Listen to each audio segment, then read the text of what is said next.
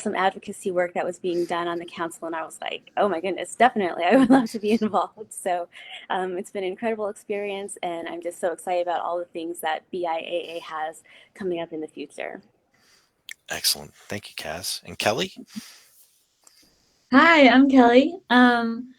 My brain injury actually just occurred. I had a tick bite and I just fainted. And I had had so many other concussions in my life, I didn't think it was a big deal whatsoever. You know, like it would hurt for a week or so. I'd be like a little bit slower to think. I would have some pain, but it would be almost totally fine. So I never really thought concussions were a big deal at all. So when this one happened, I didn't think anything of it. And then it's been over a decade, and I'm still living in excruciating pain at every second, vomiting, cognitive issues, planning, being overwhelmed, sound sensitivity, light sensitivity. Almost every aspect of my day is still really dictated by my symptom levels. And yeah, I just had no idea. I didn't know that concussions could even get like this. I had no idea that if you were suffering from a concussion, you could even reach out to the Brain Injury Association. I never knew there were really any outlets to like find resources. I sort of felt like I was the only person who had just a concussion and was suffering this severely. And then the more I learned, the more I realized I was so far from being alone. And I want to make sure that everyone else has an easier journey and knows that they have so much support. And there's so many people out here like Kaz and Greg, and they just really want to help you. And there are resources. You don't have to do this alone. Excellent. Thanks. I think both of you kind of touch on the thing that is probably of importance for us is the importance of kind of finding others and not feeling so isolated, right? It's that we hear that over and over is kind of once you're sent home from wherever, emergency room, hospital, whatever, you're often kind of left to fend for yourself or try to figure it out. And I mean, it's probably the worst time to try to figure something out where you're kind of struggling with wrapping your head around what happened, dealing with the consequences of it, trying to figure out how you're going to get through the day, and then try to figure out where you're supposed to go to get help. So this is what we uh, encourage is the importance of sharing your story, importance of hearing others kind of dealing with something similar, because I think the isolation is probably one of the hardest parts where you have no idea how often this happens. Like this happens a lot, but you don't really hear about it. Um, and the challenges are, even though each injury is different, there's certainly some commonalities. I think no matter how the injury happened, um, there's some commonalities to it. I think folks struggle with how they were from before the injury to after, kind of how to figure out how to move forward, how to explain it to others.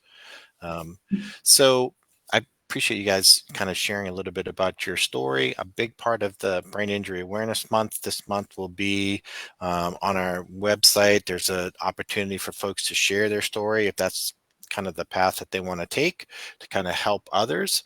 One of the questions that I had for you guys is, what were the things that what were the stories like maybe that you heard or as you started to tell your story that you felt were like either particularly helpful to you or you felt were helpful to others as you started to figure out how to start to share your story? I'll start with Kelly first. Cool. I think one of the main things I had to gather was that every story is important. I always thought mine was so boring and like minuscule. You know, you would hear all of these horribly traumatic, devastating stories, and I was like, oh, I just fainted one day. Like, who cares? And then I realized this still affected my life so much, and there's other people out there, and the more we shatter the stigma that it has to be something so catastrophic, the more, attention we'll be able to receive, the more medical treatment we'll be able to get, the more funding. So share your story. It's important. Every detail of your life, I promise, regarding brain injury, everything you share is advocacy. You don't have to have it perfectly formulated. Mhm. You don't need to practice how to speak to legislators. You don't need to know legal terms. Like you can do this. You don't need to know medical terms. anytime you share your story, whether it's to a family member, a legislator, really anyone, you're doing advocacy, and sharing your story is so important. I Mhm. agree. And Kaz?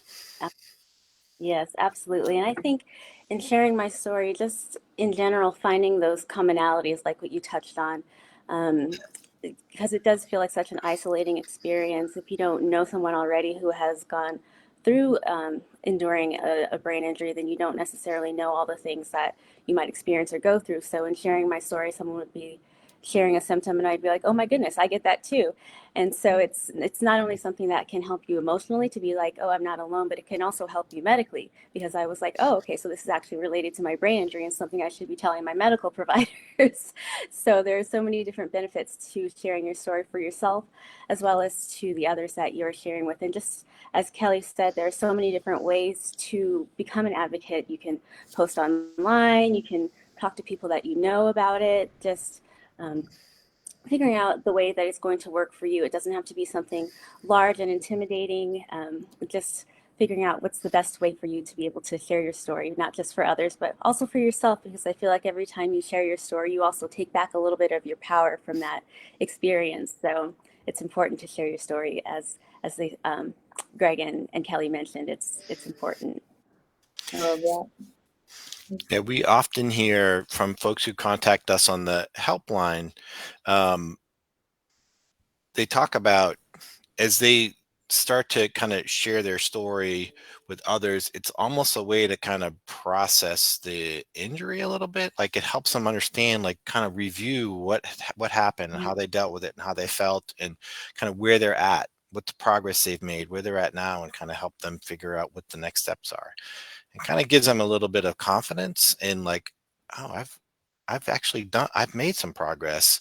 Like, oh, I forgot how bad I was 6 months ago, and I've actually made a progress. So maybe I should think about how I can continue to get better and maybe how to help others. So I'll shift gear just a little bit and say, so obviously one of the parts of Brain Injury Awareness Month is we have our Awareness Day in DC and our legislative efforts around the reauthorization of the TBI Act. And so as Kelly, as you kind of mentioned, like you really don't need to be a legislative expert to be able to be an effective advocate for the legislation part of it. And so I don't know if you had any tips for folks who, if they can't participate, if can't come to DC for Awareness Day, what kind of tips or things do you think that folks could do to kind of be an effective advocate for the TBI Act, either in their home state, in a home area? We'll start with Kaz this time. Okay. Well, one way BIAA has made it really easy for you. There are ways to, you can go to the website and be able to access information on how to contact your local representatives. So all of that's laid out for you, which is a really great way, especially because, we hear about the TBIs and all those things, but in sharing your story with your representatives, it really gives a face to the issue and makes it real and makes it tangible and really drives home why this is important.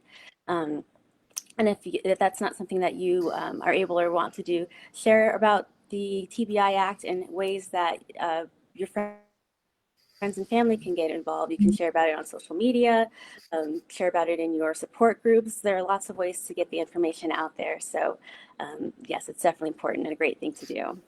Excellent. Those are great suggestions. I don't know if Kelly, you had anything to add? Yeah, well, first of all, I really want to emphasize that, like Cass said, having a face to Yeah. an Yeah. issue means so much. Even like if you're looking through like the legislation, it's boring. But when you have when you have someone's face behind it, it actually matters. And every time, yeah, you show your face or hear your voice on the phones or in your representative's local office or in DC, it actually matters. I was actually so intimidated by the legislation that for the first 2 times I went to Capitol Hill for Brain Injury Awareness Day, I didn't take any meetings. I was too scared. I was like, I don't know how to speak this language. I don't know how to do this. And it was so unnecessary. Once I started doing them, I realized, yeah, anyone could do this. Like, I just had to tell my story, how it actually impacts someone. I just needed to really give it a face and explain just like how drastic, it can be. The fact that it's a decade out and I'm still in severe pain, that's important. People don't know that. So you don't need to, yeah, know every detail of the bill. You don't even need to explain it. You can just drop the packets off. BIAA makes these great packets with the legislative asks. You don't need to fully understand them. I certainly don't, even at this point. But yeah, they prepare them for you. You don't have to write them yourself. Just share your story. And yeah, like Kaz says, um, advocacy isn't just legislative. It's every time you share your story, post on social media. You never know who's reading it and realizing that they're finally not alone. Yeah. And there's finally answers and explanations, and there are options for us. That's fantastic. I think that's true. It's like kind of this it's kind of this kind of cumulative effect, right? So it's never going to be one story that's going to make it's 100 stories. It's hearing Mhm. this, variations of a theme over and over and over and helping legislators understand like this is a bigger issue than I think we realize. And, folks are struggling. So what can we do to kind of improve things a little bit? So yeah, it's not about understanding the legislation. It's about helping the legislators understand brain injury a little bit. And so those stories kind of help make it very real. So the other piece obviously around brain injury awareness month is awareness. And so our theme, our awareness month theme is my brain injury journey. And so again, this comes back to the importance of kind of sharing your story, trying to help others. So I'd encourage folks to go to the Brain Injury Association website. Under the Awareness Month section, there's a great toolkit around my brain injury journey. Um, so it has ways to examples for kind of sharing your story, or what am I trying to say? Graphics and logos you can share on social media to kind of use to help improve awareness and understanding. Um, I felt there was a question in there somewhere, but I can't remember what it was. So I don't know if I think. Well, you guys have seen the brain injury journey. Do you have any thoughts or comments around that as a theme for awareness? Don't get too in your head about it. Like if you're trying to summarize your whole journey in a very small template, don't worry about it. Take whatever is like calling to you at the moment, whether it's, like talking about your symptoms that you've had, or talking about a treatment option that really worked for you, or sharing a mantra or a support group or something that helped you, get through this journey and continue on with this journey. Give resources that have helped, give shout outs to people that have helped. You don't have to put everything, just put whatever you're feeling right now. Well, I like that. It's Hmm. good. That's good. I don't know, Kaz, you have other things to add? Just to reemphasize how important it is to share your story, that there's no story too small, no specific way, as Kelly mentioned, that it has to be told. Your specific story is going to resonate with someone, just as my story is different from Kelly's story. So it's going to be able to reach different people. And so it's the same thing for anyone else who who is considering sharing their story on the My Brain Injury portion of the website. It's just important to get your story out there. So don't be intimidated by it. It doesn't have to be polished. Mhm. Just whatever gone through, whatever you feel like is important to share, just put it out there. Yeah, it's true. You never quite know where the how or where something that will impact. And I'll share a story that kind of tells that. So this just happened the other week is um, so the advisory council has put together the other like Facebook lives and other YouTube videos about kind of you know persistence and persevere and like kind of living with a brain injury on different topics and issues. I consistently send those out to people who contact us through our helpline because I feel like I can give them stats and data and reports and all that stuff. I'm like, but there's nothing better than seeing somebody else with a brain injury tell their story and like, they're not alone. And so we got this. So I had sent that out um, all the time. But we got I got a call back the other week from somebody who I'm blanking on where she was. She was out west, so it was kind of rural. So she was feeling really isolated, and like getting this link to all of these videos was like opening up a whole world to her. And she had called and she was like almost in tears, like, I can't believe this is exactly what I needed to hear, like at this time, to help me understand that, this is it's a longer process than I thought. It's going to be more challenging, the importance of support. And so, yeah, really, I was like, oh, that's exactly what we wanted it to do. And these were done, months and months and So months great. ago. These were done months ago, and they weren't, it wasn't like it happened in the moment. And that's why we do these, is that you never know when it's going to come across to somebody at just the right time. And so the more stories we can give, the more opportunities we can give to connect with folks, um, the more likely it is to come across to the person who needs it when they need to see it. So, And when we were doing those, we were nervous. We didn't know that it would resonate with anyone. We are feeling the same things you are. And you never know, like, yeah, how that story might actually, change someone's life. yeah, So do it as often as possible, as loudly as that's it. possible, just put it out there. Yeah. That's it. That's it, really. So Mhm. I don't know if I have any other points that I want to get across, or things that I can think of. I know there's going to be plenty of events happening. Please check on the Brain Injury Association of America website and the Awareness Month. Upcoming events will have info on either like webinars or other talks, or opportunities to share your story, or to advocate for legislation. Like I said, you never know. You never know when your story is going to help somebody. So yeah, tell it often. Tell it often. Well, I thank you both for kind of coming on and helping us to kick off Brain Injury Awareness Month. Yeah, look for more events coming. As always, if folks have questions or looking for additional info, you are always welcome to contact us at the Brain Injury Association of America. Kelly and Cass, thanks so much for joining us. Thanks for kicking Thank off for you. Brain Thank you for Injury having Awareness us. Month. Yes. So excited to be here. So excited to have everyone joining in. Thank you. Yes, so Thank excited for everything coming up for Awareness Month. you. Yes. Stay tuned. More to come. Excellent.